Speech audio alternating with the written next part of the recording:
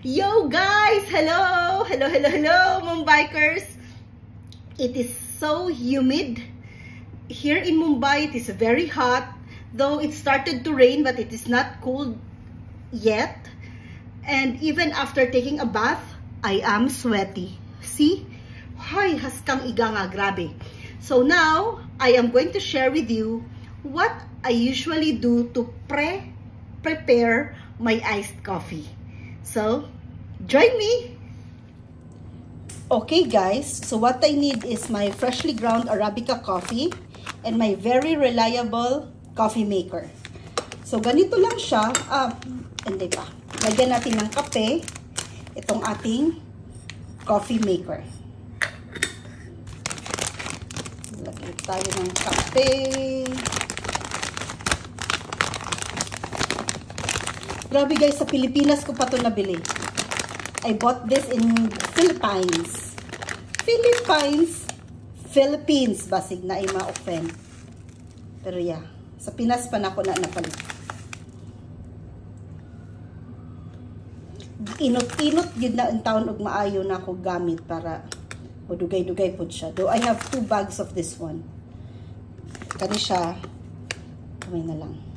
Gusto ko rin mo inom og kape ni Sherwin. Ana lang siya. Ana. Mandot-doto na to di siya ron. Doto.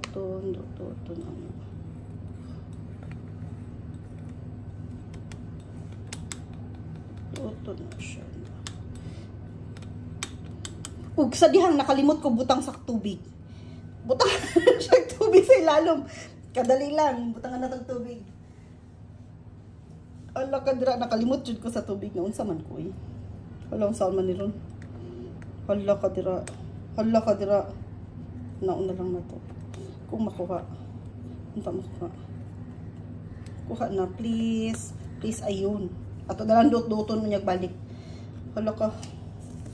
So, mauna na diha ron. Ayun. Ala kadira gatulo-tulo na kog tubig. Na. Let's put water. Water hangtod sa linya-linya. Okay.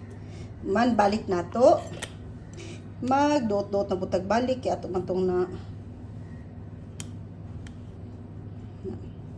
Kung napansin ninyo, wala gid ako siya kanang pero tigibito kay kapuno. Gagatipid lagi intawon uy kay sayang pud ng Arabica coffee baya. Dili pud siya inana ka barato.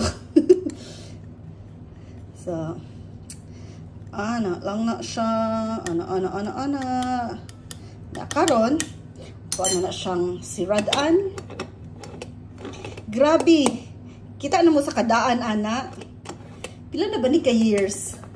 Wow. More than 5 years. 7 years? 7 years na yata ning coffee maker ani. I-research na kung si pangalan ani ging na naman ko ani. Na naman nagingon sa ko sa tinuod yung pangalan aning inaning coffee maker pero basta sa Italy ni siya gikan. Nakalimot ko sa iyang proper tawag pero isa lang sa naton siya sa stove para kuan na nato. Maluto na nato. Ana lang. Ya human ato na siyang iyon. Tuk. Ya lato mo bukal na. Ayan.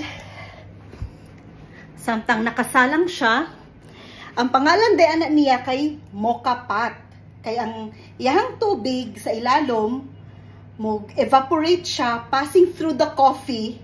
Unya human, katuyang vapor, mapugnan pud siya sa taklob sa iyang murag pitsil-pitsil sa ibabaw, mo na nga maghimo siyang kape. So mocha pot de tawag ana. Unya, ang ako naibalaan mo ganan niya Bialetti. Si Bialetti di ay mo din ang inventor anang inana nga coffee maker. So basta pero nakatama ko. Gikan siya sa Italy. Tapos yeah, si Bialetti ang naka-invento ana niya nga pag coffee maker. Basta mo na siya. Karon nagulat na lang ta nga mubukal na siya. Kay hindi ka bukal ana niya ako pakita sa inyo ha. Hindi ka bukal ana niya. Ang tubig mo gawas man dira. Katong iyang vapor bitaw. Mo gawas dira. Mo na siya. og sa dihang nakalimot man day ko og pindot sa sa record button. So nagsalin ko ani. May gani na pay tulo ka box nga ay tulo ka kuan nga wala pa nabutangan. Sa dihang haskang garaa. Oy nanaon na siya. Ana ra na siya. Unya human, ako na ni siyang i-freeze para himo na ko sa kong iced coffee. Kani nga cubes, coffee cubes, mo na ni akong gamiton. O, diba? Pakita na ko sa inyo ha later. Unyang hapon mag-iced coffee ko. Tchereng! So, ito na siyang pabugna-bugnawon kadali. Sana to siradan, unya human, ibutang sa freezer.